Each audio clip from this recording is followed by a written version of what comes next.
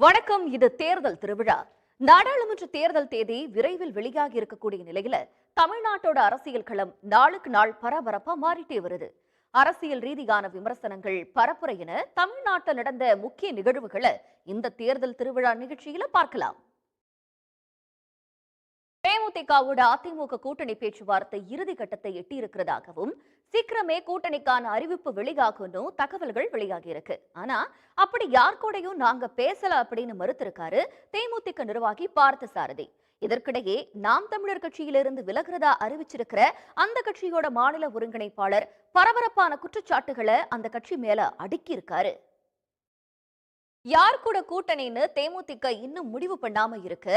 இன்னொரு பக்கம் கூட்டணியில இருந்து பிரிஞ்சு அதிமுகவும் பாஜகவும் மாறி மாறி விமர்சனம் பண்ணிட்டு இருக்காங்க. புள்ள பிடிக்கிற பூச்சாண்டி போல அண்ணாமலை கட்சிக்கு ஆள் தேடிக் கொண்டிருப்பதாக அதிமுக முன்னாள் அமைச்சர் ஜெயக்குமார் சொல்ல, ஆமா நான் பூச்சாண்டி தான் அப்படின்னு பிடிக்கிறேன்னு புது விளக்கம் கொடுத்திருக்காரு அண்ணாமலை. லேகியம் விக்ரவரன்னு முன்னாள் அமைச்சர் ஆர் பி உதயகுமார் விமர்சனத்திற்கும் அவர் பதில் சொல்லியிருக்கார். அதிமுகவும் பாஜகவும் மாறி மாறி விமர்சனம் பண்ணிட்டு இருக்கிறத பத்தி கேட்டதுக்கு, தமிழ்நாட்டுல இல்லாத பாஜகவை தோள்ல தூக்கி சுமந்ததே அதிமுக தான் சொல்லி இருக்கார் மார்க்சிஸ்ட் கட்சியோட மாநில செயலாளர் பாலகிருஷ்ணன். திருவண்ணாமலையில செய்தியாளர்கள் மத்தியில பேசும்போது, தமிழ்நாட்டு மழை வெள்ள பாதிப்புக்கு ஒரு பைசா கூட கொடுக்காம பிரதமர் மோடி அடிக்கடி தமிழ்நாட்டுக்கு வந்து என்ன சாதிக்க போறாருங்க அப்படின்னு கேட்டிருக்கிறாரு பாலகிருஷ்ணன். 300 தொகுதி 400 தொகுதின்னு பிஜேபி எவ்வளவு வேணாலும் சொல்லிட்டு போட்டோம். நாடாளுமன்ற தேர்தலில் ஜெயிக்க போறது இந்தியா கூட்டணி தான் உறுதியா சொல்லி இருக்கார் இந்திய கம்யூனிஸ்ட் கட்சியின் மாநில செயலாளர் முத்தரசன்.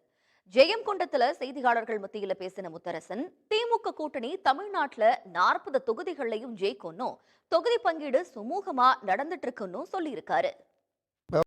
தேர்தல் கூட்டணி தொகுதி பங்கீடுன்னு ஒரு பக்கம் பரபரப்பா போயிட்டு இருக்கு.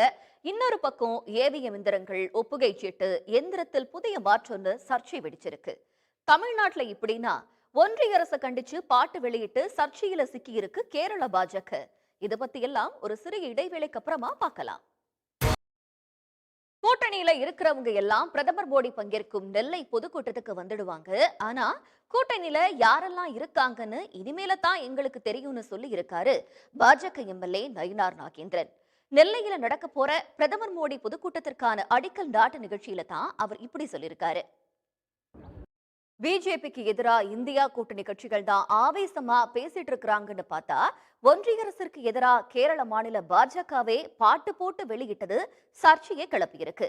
கேரள பாஜக சார்பில் அதிகாரப்பூர்வமா வெளியிடப்பட்ட அந்த பாட்டுல ஒன்றிய அரசை கண்டிச்சு வரிகள் இருந்தது சோசியல் மீடியால வைரலாக பதறி போய் அவசர அவசரமா அந்த பாட்டை நீக்கிருக்கு கேரள பாஜக.